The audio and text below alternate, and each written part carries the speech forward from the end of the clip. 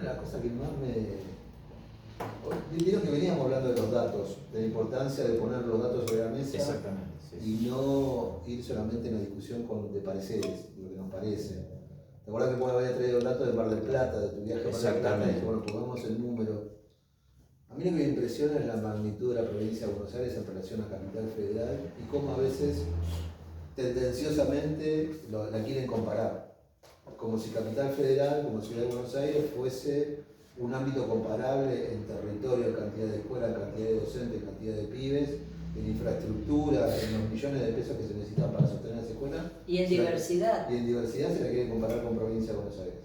Gobernar la provincia de Buenos Aires en términos educativos es gobernar un país entero. Entonces los datos que trae Leoni el sábado a mí me parecen reveladores desde ese punto de vista. No porque no los conozcamos, sino porque son reveladores en cuanto que nos vuelven a poner sobre la mesa la magnitud de la provincia de Buenos Aires. Digamos que el ministro de Educación de la provincia de Buenos Aires, Alberto Sileoni, estuvo el sábado en este mismo lugar en que estamos nosotros, acá en el Galpón Pampa. Nuestra casa. En nuestra casa. Con Teresa García en una charla fundamentalmente con gente de la educación. Nos llevamos yo me llevé, Sergio, vos destacás los datos duros que son muy importantes y que dejaron ellos un QR, podríamos subirlo después, para entrar y consultar todos esos datos. Ahora todo se maneja así a través de esas herramientas. Exacto. Yo me quedé con las palabras, que a su vez ellos las retomaron uno del otro. Sileoni dijo que la escuela sigue siendo ese lugar donde por fuera de la casa, cuando hay una situación de violencia, cuando hay una sustracción, cuando hay cualquier tipo de pelea, todavía hay una voz que dice, vení, eso no se hace. Y se llama a la reflexión desde un lugar que no estamos acostumbrados, que no es punitivo. Eso a mí me llevó inmediatamente a las escuelas y al trabajo que hacemos todos los días, de construir ciudadanía, de construir desde el nene más chiquito que entra a la escuela hasta el joven que se va, prácticamente un hombre o una mujer en pleno desarrollo de sus derechos ciudadanos, esa cosa de la escuela educativa que va más allá de cualquier contenido. Esa es una. Y la otra, Teresa dijo, la palabra hace docencia. Y que usemos esa herramienta que tenemos todos y a la que accedemos todos y que trabajamos para que accedan todas, que la palabra desarrolla docencia, en el sentido de que por ahí nos comunicamos, nos enfrentamos en ideas, las discutimos, cada uno se va con algo. Esas dos cosas nos remiten al corazón mismo de la escuela, a lo que pasa cada día en ese lugar maravilloso. Como siempre dice Robbie, pues podría mostrarlo a Robbie también, desde aquel 2001, del cual ahora podremos hablar un cachito de la nueva serie que salió sobre el 2001, se llama Diciembre del 2001, que cuenta un poco la historia. Robbie siempre dice, lo que quedó en pie cuando se destruyó toda la sociedad fue la escuela. La escuela en la provincia de Buenos Aires, en los barrios, abrazando a la familia, el lugar donde la familia recurría, el lugar donde la gente se alimentaba, no solo los chicos. En la escuela llegamos a alimentar a la familia entera. Ese con los tuppers, perdona. Es el lugar, digo, donde la sociedad todavía encuentra, y los jóvenes también, encuentran el lugar no solo de poner palabras, sino el lugar de escucha. Y ahí un poco relacionado con lo que decía vos de 2001, cuando tuvimos una situación hace muy poquitito tiempo de una presunción de abuso en un jardín de San Fernando, y hubo una movilización de gran parte de la comunidad cuando nos tocó hablar con parte de los docentes y los docentes me preguntaban, ¿y por qué? ¿Qué hay detrás? ¿Y qué están buscando los que están detrás y los medios? Digo, piensen que lo que están buscando muchos es la disgregación. ¿A quién no le conviene que la escuela esté amalgamada con la comunidad y que les pueda poner palabra a las situaciones de conflicto que hay e intentar resolverlas entre todos. ¿A quién no le conviene? A los que prefieren ver a una comunidad o una escuela disgregada, que donde cada uno vaya buscando lugares alternativos donde poder defenderse sin encontrar ese sentido de colectivo, de comunidad que tiene que tener la escuela. Pedro, mirá quién vino. Sí, a los oyentes Mirá quién y vino. compañeros que nos ven, que nos escuchan, tenemos la visita de David Lucy, general en jefe, no, perdón, inspector, jefatura de inspección, ahora está a cargo de él en San Fernando, vecino distrito nuestro, así que le damos la bienvenida. Y compañero de nuestro SUTEBA, compañero de Mayo, bueno, acá lo tenemos a David. Presentar a Lisa porque tiene un recorrido importante, ¿no, David? Muchos sí. conocen a David de hace Director. muchísimo tiempo por ser director de varias escuelas de nuestro distrito, y además fuimos cómplices en la conducción del SUTEBA en un periodo entero. Así, uno de los mejores recuerdos de esa, nosotros no lo llamamos gestión, de esa militancia ahí adentro. Y yo lo que tengo para destacar de David es su coherencia siempre, donde esté, como director, como inspector, como secretario adjunto del SUTEBA, la coherencia de sus ideas, palabras y acciones. Porque si no conservamos eso, es inútil cualquier cargo, cualquier lugar que uno ocupe, si uno no va a llevar lo que realmente es a cada uno de los lugares que ocupa.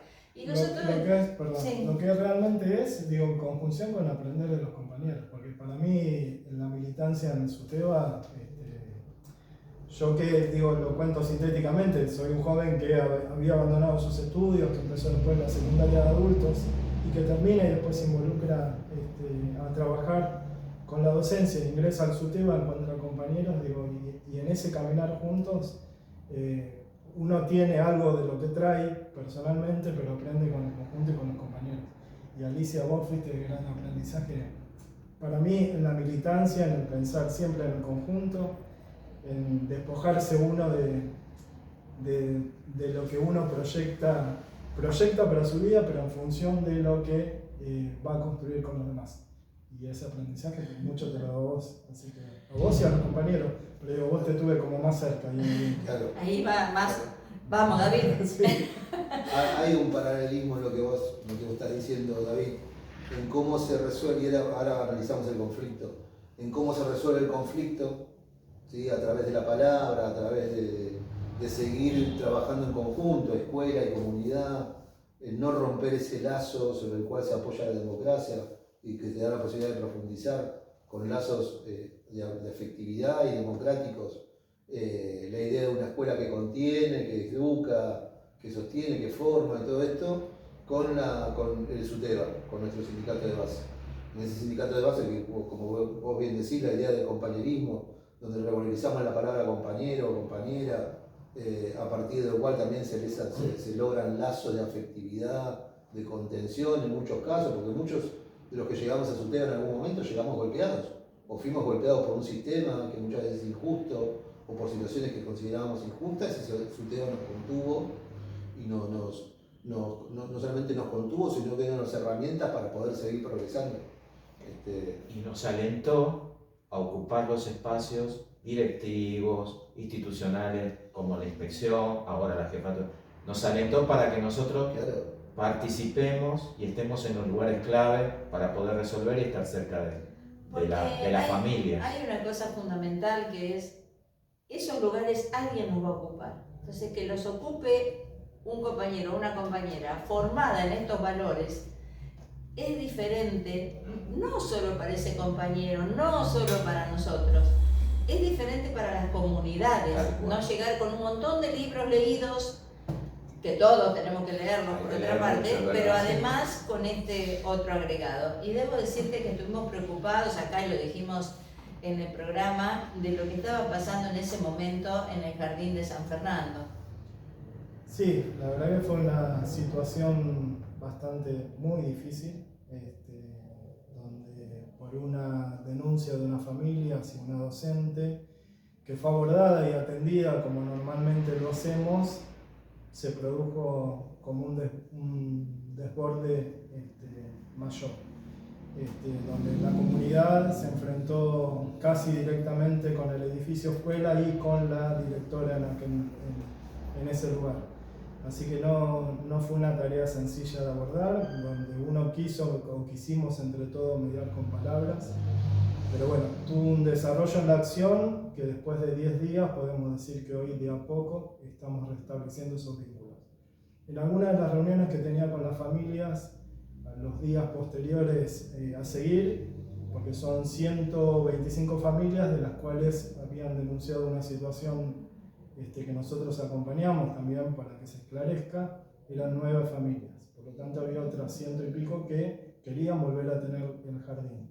Cuando venían y se presentaban me decían, bueno, pero si tenés las maestras, tenés el edificio, empecemos. Y yo les decía, no podemos empezar si no resta. Esto fue una situación de quiebre, entre la comunidad y la escuela.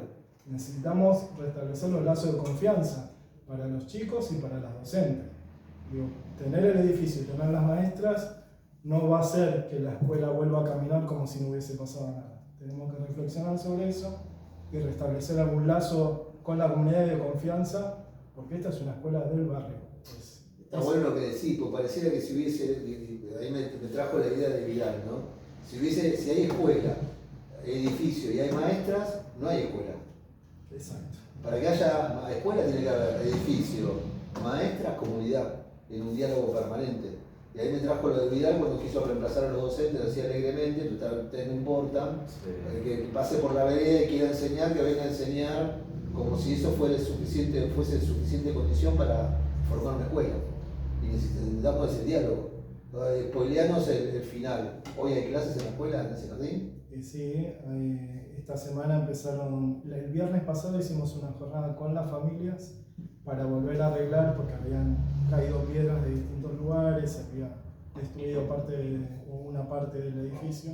Sí, hicimos una jornada con las familias de limpieza, de lectura de cuentos con los chicos, en conjunto con las familias, y hoy estamos empezando con algunos grupos, muy de a poco.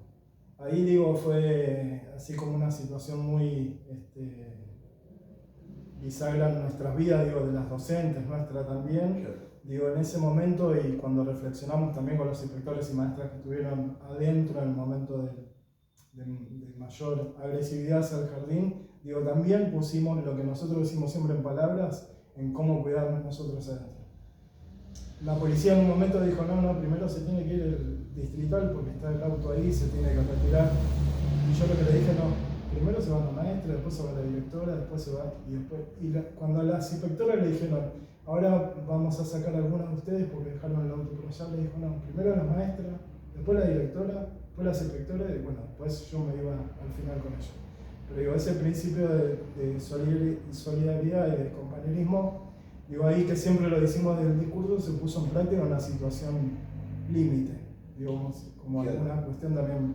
¿Qué aprendizaje deja? Porque lo que estuvimos alguna vez en gestión, vemos que a veces cuando sucede un hecho que irrumpe, con una escalada de violencia, cuando se rompe ahí el contrato social entre escuela y comunidad, queda un aprendizaje.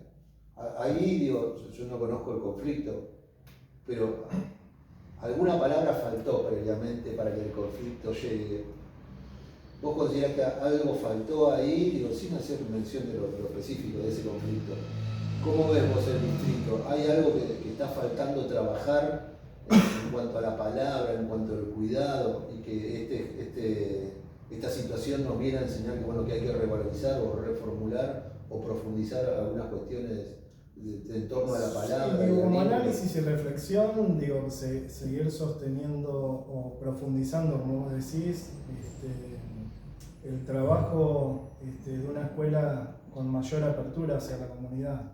Por ahí si nosotros cuando reflexionamos entre el equipo de trabajo que abordó esa situación, por otro lado quiero decir que también fue un abordaje conjunto.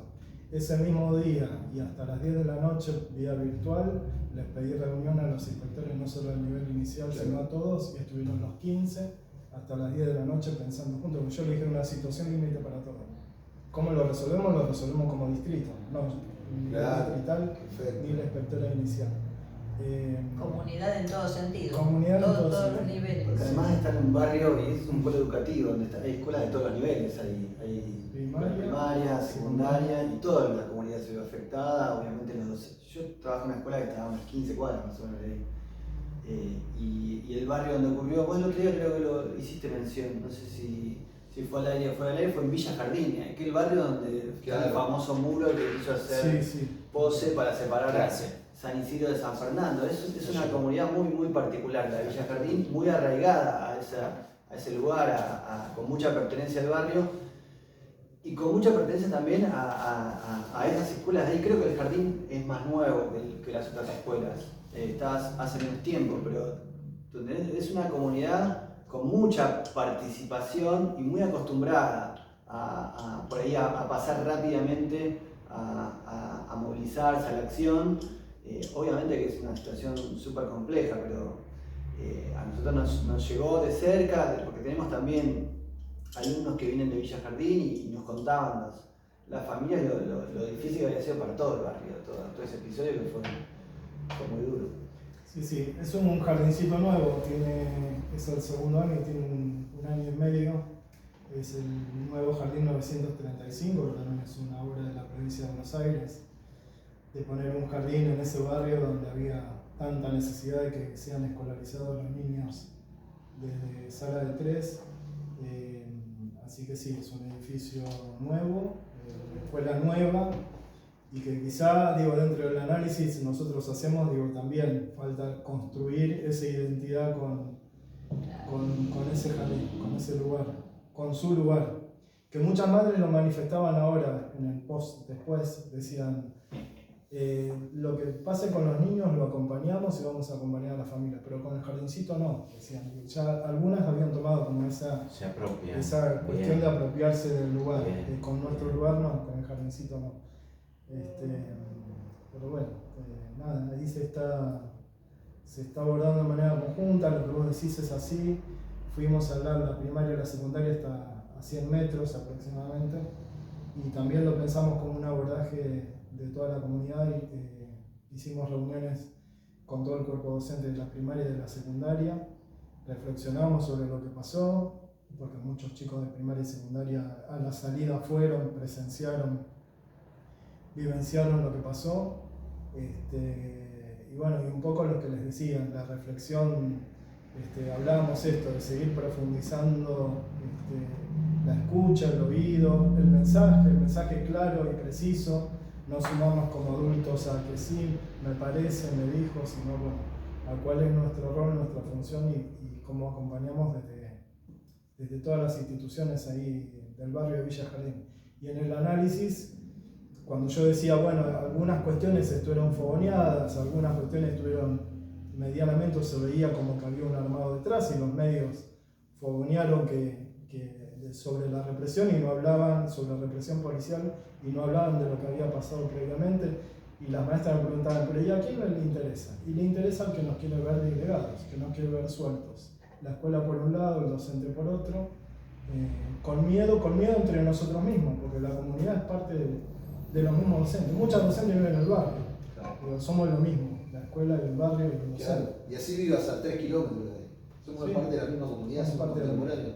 Pero yo me quedo con esto que estás diciendo, con la reflexión propia hacia el interior del sistema educativo, hacia el interior de las escuelas, porque si no uno pone en el afuera, pone la responsabilidad en el afuera, no, es este grupo que fogonea, es esto que están generando caos, es esto porque tienen este objetivo, pero hacia adentro también hay que mirar y ver qué nos sucede. Entonces está bueno esta reflexión. ¿Y están pensando en alguna acción en conjunto ahora, comunidad y escuela, no sé, la peña del encuentro, salir con las escuelas a la calle? Sí. ¿Están pensando en algo así en conjunto con la comunidad? Se hizo toda una diagramación con la familia del jardín, con las familias, para reiniciar, y esto que decía, de restablecer los lazos entre la escuela y las familias, y también articular con la primaria y con la secundaria. Visitas conjuntas, no una peña, no lo pensamos, pero lo tomamos, estuvieron. Para ahí está interesante armar como una ahí en el barrio, cuestión así compartida. En el barrio, vos trabajaste también en la escuela, sí, que está cercana, nada más que de acá al lado de San Isidro. la escuela secundaria 22, ahí cuando hubo que abrir la escuela secundaria nos reunimos con la familia y la identidad que le dimos a la escuela secundaria tiene que ver con la orientación arte y lenguaje danza, porque hay toda una comunidad de bailarines de folclore.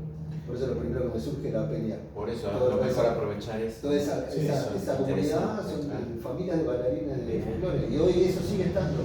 Teníamos los chicos que escuchaban dos acordes y decían ¡doble! Y salían a bailar la chacarera, lo que a uno por ahí le cuesta un montón. Claro, Me acuerdo de ese grupo que se armó en la 22, en la época que vos estabas también, que después visitaba otras escuelas, porque yo estaba en Bajo Boulogne y venía el grupo a bailar a las otras escuelas. Claro. Y el arte es sanador, el arte es sanador y la palabra es sanadora también, claro. En esto de poder reflexionar, de poder dialogar. Reivindicar esto, ¿no? Se juntó con las familias, las autoridades se juntaron con las familias, escucharon a la familia, hablaron con cada una de las familias. Importantísimo. ¿Eso es posible? Digo, y ahí tomo unas palabras tuyas a mí del día sábado. ¿Eso es posible? Porque hoy nuestra provincia y la bajada de línea de nuestra provincia es tan clara el enfoque de derechos. Sí, Es tan clara el enfoque de derechos. No hay posibilidad de enfocar de otro lugar que el enfoque de derechos. Y esas familias tienen derecho a la educación, y ese barrio tiene derecho a tener una escuela, y esa escuela tiene derecho a transitar en paz, a ser un territorio de paz. Entonces, como territorio de paz, desde ese lugar del enfoque de derechos, yo creo que David es un compañero, digo, y no esperamos más que lo que está haciendo, de transitar la palabra, estar con la familia, porque te conocemos, porque sabemos que eso es así. Pero ¿cuántos otros inspectores, cuántos otros jefes militares que quizás no lo tienen tan clara, sin embargo tienen un enfoque de la provincia de Buenos Aires que es el enfoque de derechos?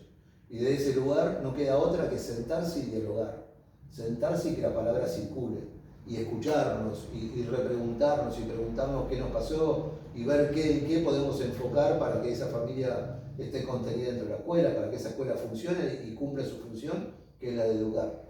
Entonces, pero eso es posible porque hay un enfoque de derechos y no hay un enfoque punitivo. Porque si hubiese un enfoque punitivo como hubo en el 2015-2019, ahí estaríamos buscando responsables. A ver a quién sancionamos porque esto, y ahí te dejamos solo. Ahí te deja solo la dirección de las escuelas en ese momento, te dejaba solo. No, acá la responsabilidad de la directora, listo, a sumario la directora, la sacamos, que venga una directora nueva. y no solucionamos nada. No solucionamos nada, no hablamos con la familia solamente va a decir una directora nueva, va a haber una escuela nueva, pero en realidad el problema es de fondo. Es de fondo y no hay solución a eso. Entonces, salir de ese enfoque punitivo a un enfoque de derechos es lo que nos permite dialogar, lo que nos permite encontrar, bueno, qué podemos aportar en la resolución del problema. No hay otra solución. Cuando la gente dice, eso es política, y yo siempre, porque esa es una política, una forma de aplicar las políticas educativas. Si la solución no es política, ¿cuál es? Es esa otra, claro. La punitiva. Hoy yo quiero decir que es un verdadero lujo, por más que hayamos tenido que sacar los cuellos polera, las bufandas, tengamos frío, tenemos 2 mates. Sí, 2 mates. Y no se tapan. No mates y ninguna bombilla tapada. Y ninguna bombilla tapada. Y la otra cosa, pusimos la banderita en un lugar bien visible, porque la otra vez se despegó, pero que se despegue no quiere decir que bajemos la bandera en ningún momento. No, la bandera ahora se apropió de la mesa. Así que ahora la tenemos ahí más cercana. No, yo no quiero más. Gracias. Y bueno, y con la palabra alejamos también a los canallas, porque tenemos en estas situaciones siempre gente canalla que se aprovecha, que sale y ataca a la comunidad, y ataca a la escuela, y ataca a la educación. Oye, ¿ya pasaste al tema Bussi por casualidad? ¿Estás en el tema? Podríamos decir que hay mucha gente que se aprovecha. Bueno, podríamos hablar de las distintas elecciones que han tenido las provincias, que ya veníamos hablando, y de este último fin de semana que tuvimos en Tucumán sobre todo, realmente un canalla, el hijo de un genocida, que se presentaba para candidato a gobernador y que apenas sacó, no llegó ni al 4%, decíamos 3,80 3,69, que es del partido, del partido de este sinvergüenza de Milei. Bueno, por lo menos tenemos la satisfacción este fin de semana de ver que que muchos habitantes de la provincia de Tucumán se dieron cuenta quién es quién, ¿no? Ya después de tantos años. Tuvimos varias situaciones diferentes. Tenemos en San Luis una familia histórica que ha detentado el poder por más de 40 años, sí, que esta vez no iban los Rodríguez Sá encabezando listas, pero... ¿Pose? ¿Estás hablando de Pose? No, de San Luis, parecido.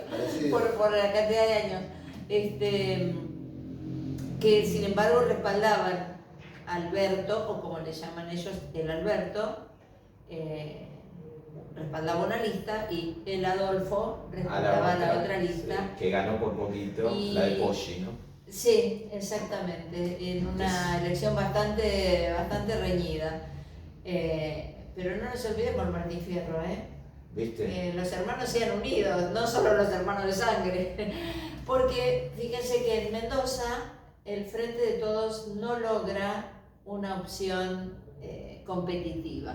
No lo logra, entonces el poder se reparte en distintas opciones, todas de derecha. Bueno, no es lo que pasa afortunadamente en la mayoría de las provincias, pero en Mendoza hace muchos años que no logramos organizarnos ahí.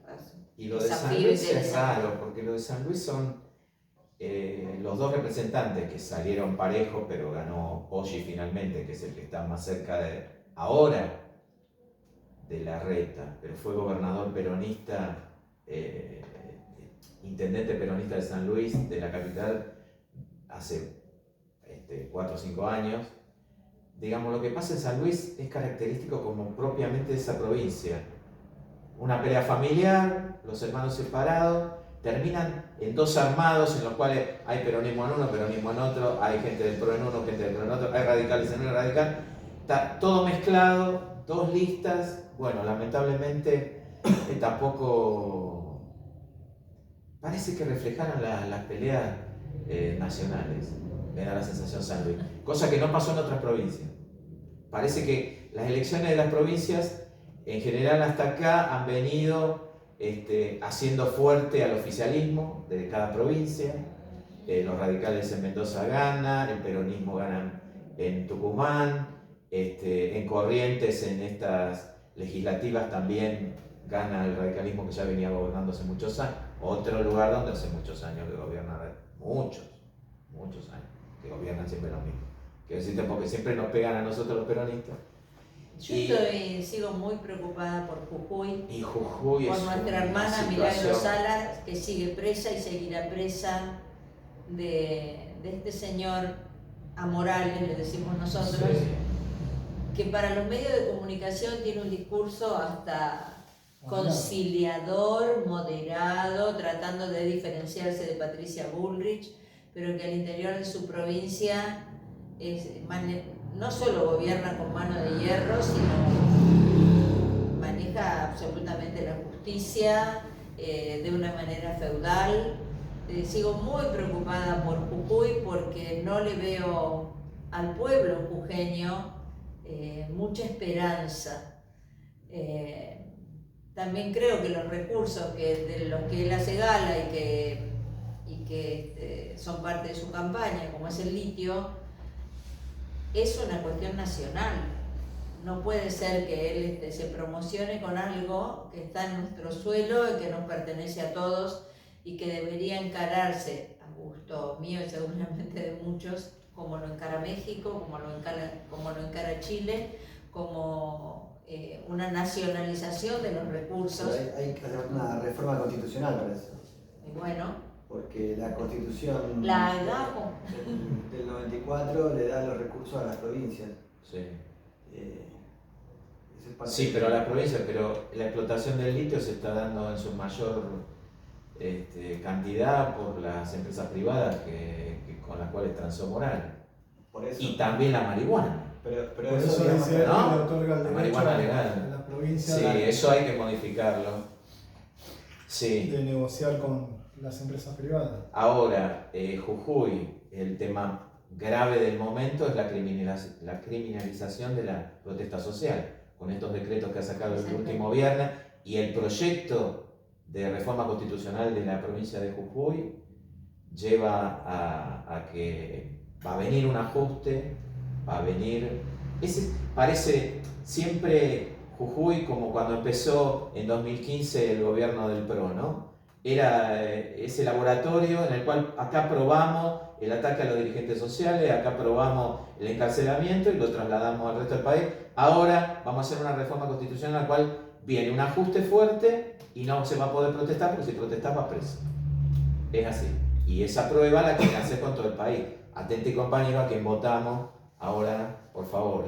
Obviamente la CTA se pone a la cabeza de estar en contra de estas reformas, Sí. de estar en contra de las reformas que vulneran derechos como es el derecho que planteaba en el artículo 14 bis de nuestra Constitución, el derecho a poder peticionar ante las autoridades. Y lo que hacía mucho que no escuchaba, la CGT también está en contra de estas vulneraciones de derechos, o de esta posible vulneración de derechos. Ya sabemos quién es Gerardo Morales, sabemos que el 2015 cómo arrancó, con encarcelando a Milagro Sala, pero no solamente no se quedó con encarcelar a Milagro Sala, como ocurrió con muchas otras situaciones, fueron por la destrucción de los logros de Milagro Sala, como fueron por la destrucción de Tecnópolis en su momento, y se sacaban fotos con San Martín decapitado, como diciendo rompimos con Tecnópolis, rompieron con todo lo que se venía trabajando en distintos ámbitos. Acordémonos de la denuncia de Ocaña contra el plan Cunita, Sí. y la destrucción de esas cientos de cunitas o miles de cunitas que había en ese momento ya como producción, y que nuevamente el gobernador Axel Kicillof retoma el plan Cunita bonaerense y empieza a repartir el plan Cunita bonaerense. Al igual que el plan Conectar Igualdad. Al igual que el plan Conectar Igualdad. Que el otro día Krepla, creo que fue el que había sacado en Twitter, sacó un video explicando cómo se arma la cunita, qué componentes trae el plan Cunita.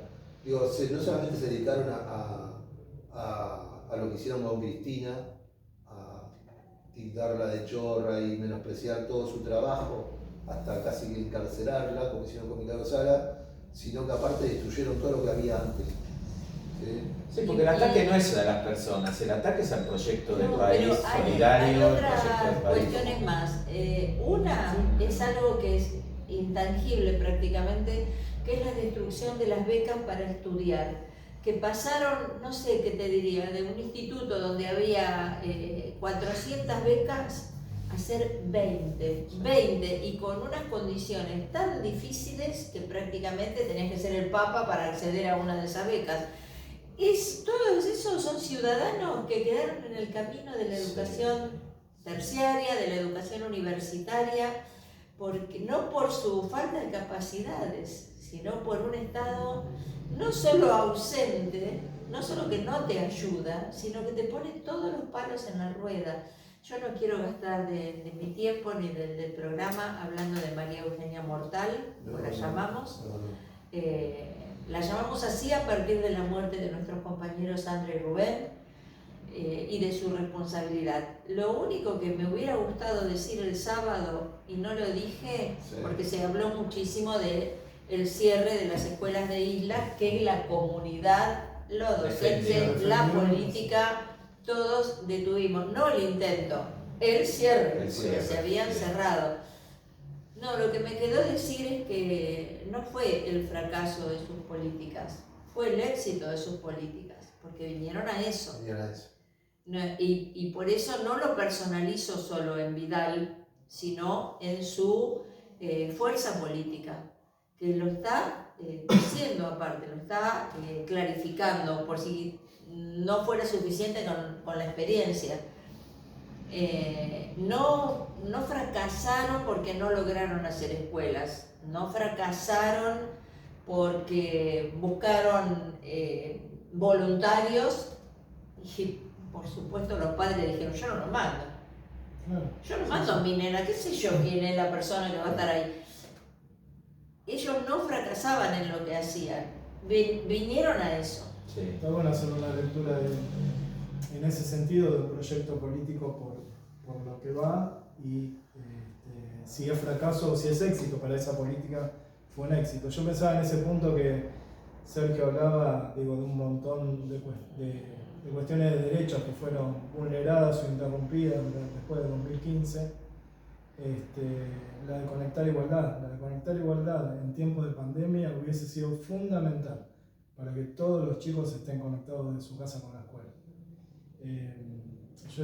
A mí ese punto me da como demasiada bronca, porque digo, haber atravesado semejante pandemia mundial que nos atravesó a todos, muy dolorosa, con tantos muertos, y no haber podido tener el elemento tecnológico para que cada chico desde su casa esté conectado con su maestra, me parece que fue tremendo. Y hay que hacer esa lectura y hay que poder ponerlo sobre la mesa y discutirlo y traerlo a la luz, porque hay un sentido común construido desde otro sector, de los medios de comunicación, que hacen pensar, el otro día lo decía Alberto, nosotros somos la barbarie, los que invertimos en derechos, en computadoras, en escuelas nuevas, en cargos, en recursos, en cargos, somos la barbarie. Y parece que la civilización es quien te cierra la escuela. No, y acompañado al ataque que hubo a los científicos, porque acompañando a las computadoras estaba también los satélites, para que llegara, que también ellos le apuntaron a la destrucción de los logros científicos. Fue vendido el proyecto ARSAT. Exactamente. Que ahora por suerte se está recuperando, y que hoy escuché que Kicillof, junto con no Sileoni, sino nuestro ministro de Educación de la Nación, están proyectando, ahí está, no me salía el nombre, están proyectando nuevas universidades para la provincia de Buenos Aires. Tres nuevas universidades para la provincia de Buenos Aires. Para vos, María Eugenia, que te gustaba cerrarla, las estamos abriendo otra vez. Más educación y más fuerza. Bueno. En esto de las netbooks, yo me recordaba que en el periodo 2015-2019, el periodo de María Eugenia, mortal, hubo 100.000 equipos que no se repartieron, que los encontraron en un depósito arrumbados.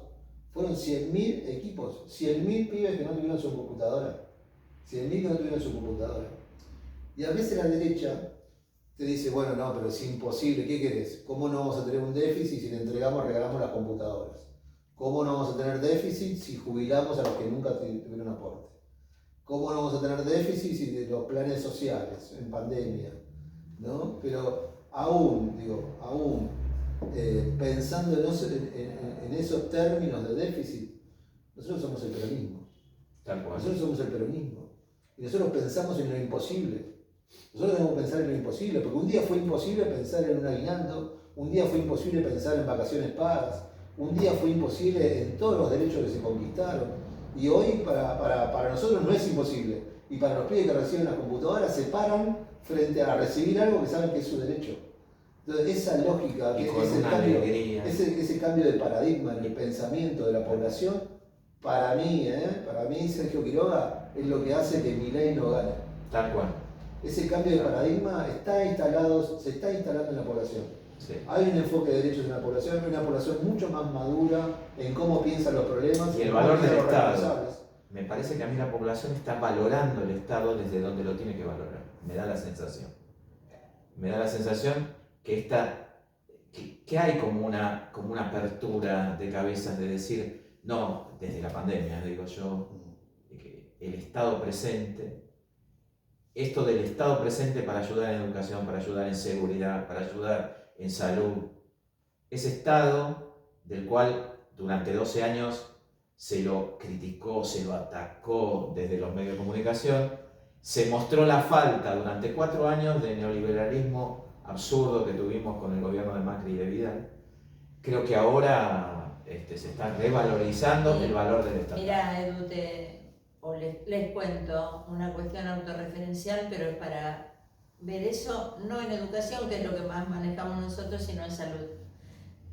Yo me ocupo, como muchos de nosotros, de mi mamá, de mi suegra. Yo vi a los empleados de PAMI, decirle a los abuelos no nacieron abuelos, son trabajadores jubilados que toda la vida aportaron a esta patria. No le toca más el remedio, no le toca más el sanatorio, no puede pedir tal cosa. Los he visto llorar a los empleados, no te digo a los afectados. Mi madre se fractura 2 veces después de este gobierno nefasto. En 48 horas tuvo las 2 prótesis que requerimos en distintos momentos y fue atendida de lo mejor. Mi suegra, que es muy viejita, que ya pasó los 100 años, hace 2 años, está por cumplir 102, tiene todo lo que necesita para estar en su casa como una reina. Sí. Cama ortopédica, silla de ruedas, todo tipo de atención. Hay una diferencia que hace que estén vivas las dos, más allá de los cuidados familiares, del amor. Es una diferencia de vida, que es lo que yo digo igual de las becas. Los compañeros que quedaron por el camino, la gente que quiso estudiar y no pudo, tienen que aprovechar, volver a la educación, aprovechar esas universidades. ¿Por qué universidades por todos lados? ¿Por qué universidades en distritos que nos parecen lejanos? Porque el viaje es prácticamente a la mitad de la carrera. Si un joven, una joven tiene que viajar a la UBA, a Capital, empezando por el viaje ya no puede hacerlo. Mi hija que estudia medicina va de Martínez a Pilar de Clínicas. Claro, pero de Martínez puede ir diariamente. De no sé qué decirte, de Guaminí tiene que vivir en otro lugar. En Paraná. O quiero decir, o en La Plata, van a La Plata. Y además cómo se van a piensan distintas las producciones locales también, porque hay universidades nuevas pensando en producciones locales. Claro. Tal cual. Que los chicos no tengan que emigrar, no tengan que generarse. Digo, se me ocurre la Universidad del Delta. Claro, muchas carreras tal cual.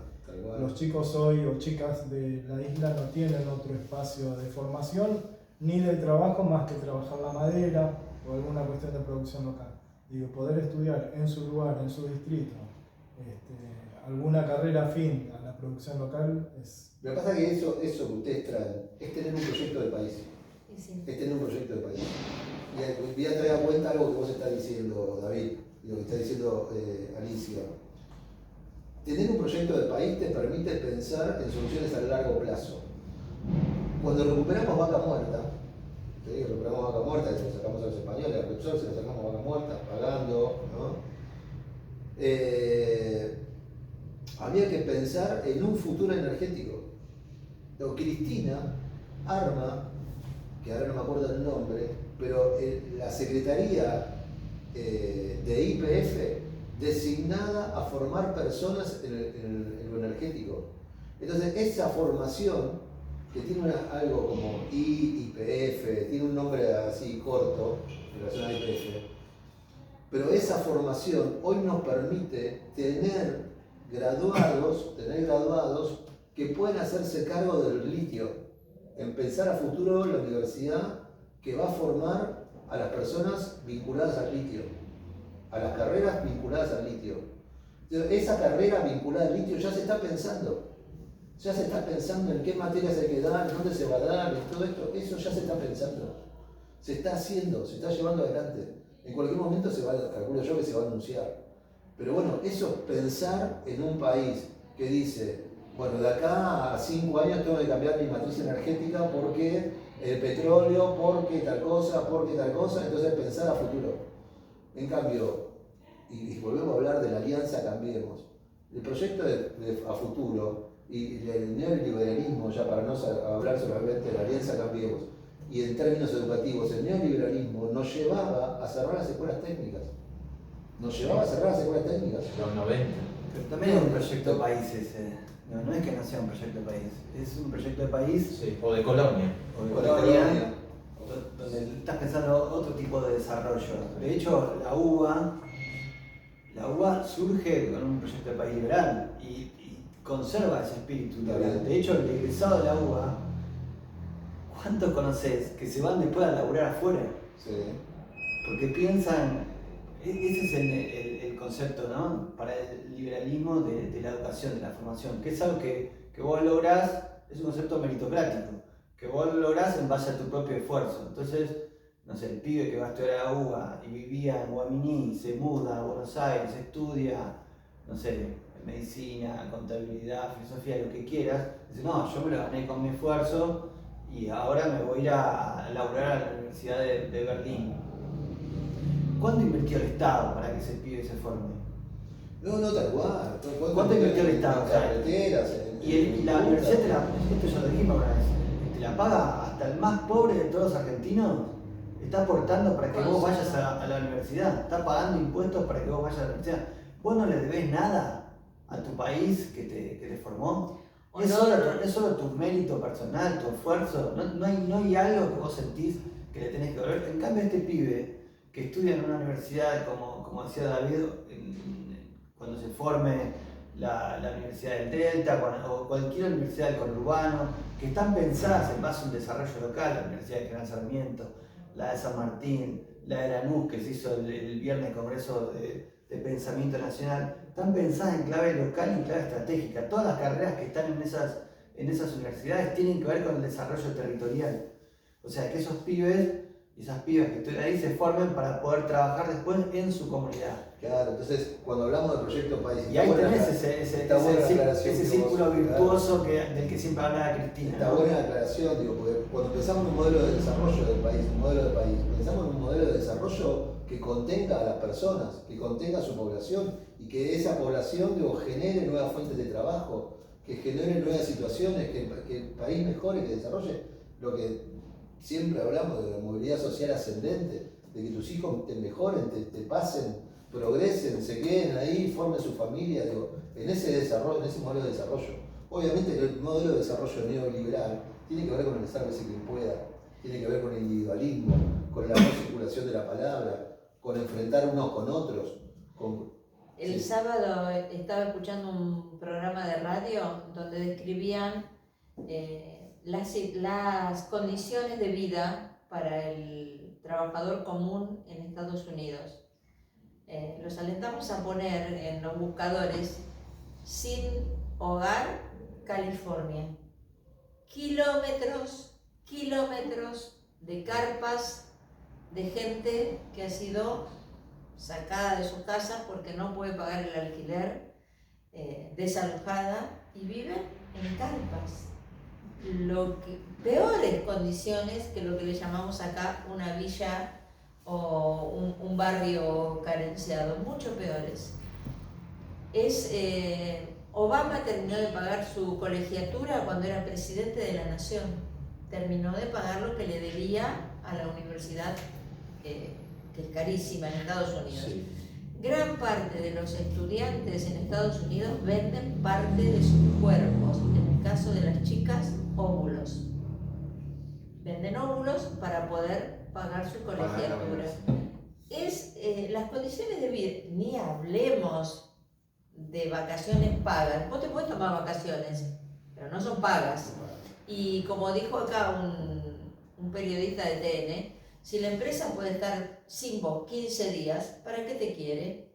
Es muy común que vuelvas y ya no tengas tu puesto de trabajo después de esas vacaciones que te pagaste, que te solventaste todo vos. No solo no hay vacaciones, aguinaldo no existió nunca, y no existe tampoco indemnización por despido. ¿No vieron a veces en alguna comedia que alguien le dice a otro, bueno, estás despedido, y el trabajador le dice, no, vos no me despedís, yo renuncio? Yo desde mi lugarcito de derecho decía, ¿cómo? No, despedime que me tenés que pagar la indemnización. No, te pagan los días de ese mes que trabajaste, o de esa semana que trabajaste, y se acabó. Y siempre volvemos a Perón. Y siempre. O sea que no son mejores condiciones, bueno, lo podrán decir mucho mejor que nosotros los que vivieron esa experiencia de vivir y de trabajar en un país que lo que yo aspiro que nuestros jóvenes dejen de pensarlo como la Meca o como que deberíamos parecernos a Estados Unidos en eso. Seguramente tendremos que tender a muchas cuestiones de desarrollo donde estaría bueno que nos pareciéramos, tendríamos que trabajar, pero no justamente en lo laboral y social. Ahí hay, subyacen en lo que ustedes están comentando como dos modelos de país. O sea, hay dos modelos de país.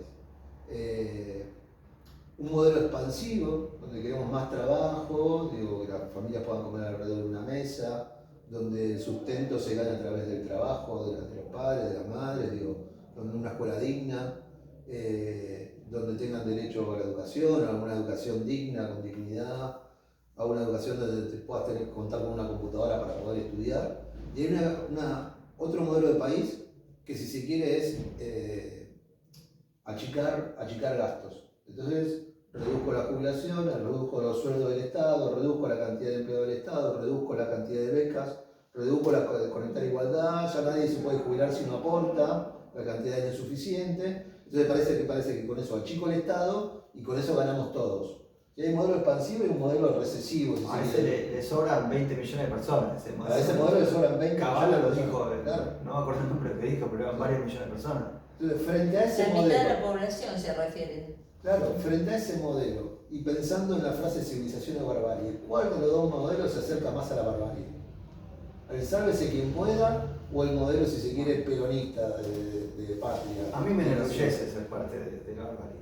A mí, De la barbarie. yo voy a retomar esto que decía David, de civilización y barbarie, y esto somos la barbarie, ¿no? En un momento oporto, hace muchos años, yo lo escuché hablar y hablaba acerca de el modelo del principio del siglo pasado, donde los terratenientes mandaban a sus hijos a estudiar a París y de allá volvían formados, y ellos representaban la civilización, porque tenían un modelo de formación que les permitía ir a Europa, formarse, adquirir otras herramientas, volver acá, resignificar sus vidas, y ellos representaban la civilización. Contra eso, los cabecitas negras representaban la barbarie, el pueblo que había que extinguir para que puedan ocupar campos, los que no tenían derecho a una jornada de trabajo de 8 horas, eso éramos la barbarie, nosotros, los cabecitas negras. Con el modelo neoliberal, no tenemos con quién discutir de arte, con quién discutir nos toca hacer civilización y nos toca hacer barbarie, nos toca hacer las dos cosas, porque ¿con quién vamos a discutir de arte? ¿Con Macri vamos a discutir de arte? Hay una frase, una cita de Marx muy conocida que dice: la historia ocurre dos veces, la primera como tragedia, la segunda como farsa. El liberalismo originario, ese, el de fines del siglo XIX, principios del siglo XX, eran tipos interesantes. Uno podía estar, obviamente, en las antípodas ideológicamente. Pensemos, no sé, hay tantos, pero en un Sarmiento, por ejemplo, Claro. que es el tipo que quizás es el más brillante de ellos. Eran tipos formados. Venite al siglo XX, pensá en un Borges, en una Victoria Ocampo. Tenían por gusto, iban a París. Estos de ahora, estos Macri, que encima son italianos, no son tipos de gran apellido. Nada con los italianos, nada con los italianos. No, yo soy descendiente de italiano, claro. pero digo, ya no tienen estas cosas, no se llaman Anchorena de no sé cuánto, aunque Macri es Blanco Villegas, ¿no? Por parte de madre, pero él heredó la cosa berretona. No tiene, son tipos que su horizonte es Miami, es Susana Jiménez. Claro. Son tipos superficiales, son una cáscara vacía. Nos toca hacer civilización y nos toca hacer barbarie al mismo tiempo. Yo creo que si quisieran, todas las personas podrían formarse. Lo que no tiene vuelta atrás es el robo, el saqueo terrible que le han hecho al país y por lo tanto a nosotros, a nuestros hijos, nietos y bisnietos. Yo no puedo... Eso es un punto común entre los dos. Sí, no puedo dejar de pensar que hace unos pocos años mi nieto estaba por prometer la bandera el mismo día que Macri fue al Fondo Monetario Internacional para un dinero que por supuesto se robaron en su totalidad y no dejaron absolutamente nada para el país. Yo no podía parar de llorar. No podía, claro. Este niño y todos esos niños y niñas que estaban ahí estaban prometiendo fidelidad a la patria y nos estaban vendiendo la patria absolutamente en nuestras narices. Así que aspiro de cualquier gobierno, por supuesto que sea popular, que lo juzgue. Sí. Que no se vaya de este mundo sin ser juzgado y que ese dinero de alguna manera vuelva. Sí, tal cual. Y volviendo a Perón, porque todo esto siempre me lleva a Perón. Hoy es 12 de junio. Hoy fusilaban en 1956 al general Valle, un general que se levantó contra la fusiladora, contra la libertadora, la revolución libertadora que sacó a Perón, que Perón justo estaba en Panamá. Hubo un intento contrarrevolucionario manejado por el general Valle fue fusilado, traicionado por uno de los compañeros de armas que se llamaba Tanque, de apellido. Para ser militar y llamarse Tanque, ¿no? Y tenés que ser un traidor. Y digo, vuelvo a Perón recordando al general Valle y a tantos asesinados, que siempre los muertos los ponemos nosotros, la barbarie, que también somos civilización. Porque lo que yo quería decir es que no importa si sos Blanco Villegas o Ascuénaga o Lavalle, de apellidos ilustres. Estos son burros, son neoliberales burros. Brutos. Entonces por eso somos civilización y barbarie. Yo recuerdo de chico siempre esas críticas a Perón, de que Perón decía que no había que ir a estudiar, sino que había que ir a trabajar. Y Perón abrió la Universidad Tecnológica, porque el proyecto del país era industrial. Claro. Perón hizo que las universidades fueran para todos, porque fueran gratuitas claro, para todos. Con mucha resistencia de los que eran universitarios Por en ese supuesto, momento. y la crítica, por supuesto. Desde ya la derecha va a atacar al peronismo, pero también la izquierda aliándose con estos sinvergüenzas que dieron ese golpe y que siempre están golpeando las puertas, ahora no de los cuarteles, sino de los juzgados, ¿no? Para que ataquen al gobierno nacional y popular. Es que no importa de dónde naciste, no importa el apellido que tengas, no importa la historia de tu familia. Si naciste bruto, naciste bruto. Sí. Y si no tenés buen gusto, no tenés buen gusto. Y si no sos solidario, no sos solidario, no sos solidario. Y si sos individualista, entonces no importa de dónde viniste, no importa cuál es tu esencia, cuáles son tus costumbres, no importa. Sí. No importa, porque lo que importa es la persona. Lo que importa somos las personas. No importa dónde hayamos nacido. Ahí nos falta para esto seguir educando. Claro, David que está falta en eso, ¿no? Nos falta educar y tratar de dar batalla cultural. Y para poder educar nos faltan compañeras y compañeros que toman el desafío y la responsabilidad de estar en cargo de gestión. Sí. Y nosotros como SUTEBA lo sabemos y por eso trabajamos para formarnos. Entonces nos falta eso, nos falta educación, a pesar de que tenemos leyes, a pesar de que tenemos todo para ser felices, porque tenemos todo para ser felices. Hoy tenemos hasta infraestructura que nos permite habitar una escuela de una mejor manera. Sin embargo, digo, hay que darle vuelta todavía a algunas cuestiones. Si no están esos compañeros y compañeras que interpreten todo eso que tenemos para ser felices. Claro, no vamos a ser nunca felices. Volviendo a Perón, había una frase de Perón que decía, bueno, prefiero el malo antes que el bruto, porque el malo se puede volver bueno, el bruto no se va a volver nunca inteligente. Entonces digo, siempre vamos a volver a Perón. Y en eso de educar, digo, SUTEBA también, digo, hoy paso todos los chicos de SUTEBA también tiene esto de encontrarnos para hacer actividad física, de encontrarnos para hacer un deporte.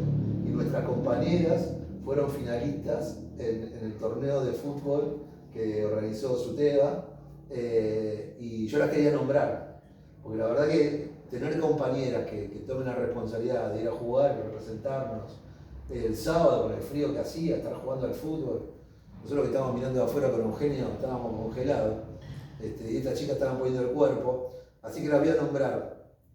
El equipo de fútbol femenino formó así: María Paula Acuña Schenfer, María Bifarela, Paula Adriana Cajal, Cintia Cosiforte, Maite Fernández, Gisela López Abú, Sandra Mendoza, Mariela Navarro, Anabela Rueda o Nicola Anabela Rueda, Marcela Suárez, María Laura Azucala, Carolina Banks y Karina Villegas. Bien, un aplauso. Un aplauso, las presentaciones, las que queremos ahí, fueron mejores representantes que nosotros los varones. Acá, te damos en primera rueda. Integró acá el equipo de fútbol junto con Eugenio. No importa, yo súper orgullosa de los dos equipos, de varones y mujeres, porque representamos a toda la zona norte, ¿eh? Así que, a ver, compañeros de Vicente López, de Sanfer, de Tigre, si se organizan y, no sé, hacemos un equipo zonal o hacemos un equipo de cada distrito, pero a seguir por ese camino. Está muy bien. Así que bueno, Eugenio, ¿cómo estamos? Estamos con tiempo, ya estamos bien, ¿no? Estamos cerrando, ¿no? Bueno, Vamos entonces cerrando yo quiero el programa. mandarle un saludo a alguien que hubiera cumplido años este mes y que muy pronto lo vamos a volver a recordar. Pionero en la educación y en la educación de la mujer, que en su época era algo rarísimo. Al general Manuel José Joaquín del Corazón de Jesús Belgrano, que cumpliría años el 3 de junio y que nos dejó un 20 de junio, tomemos, sí, tomemos su ejemplo. Sí, está bueno. Bien. ¿Listo, Eugenio? Listo. Saludos, hasta el próximo programa.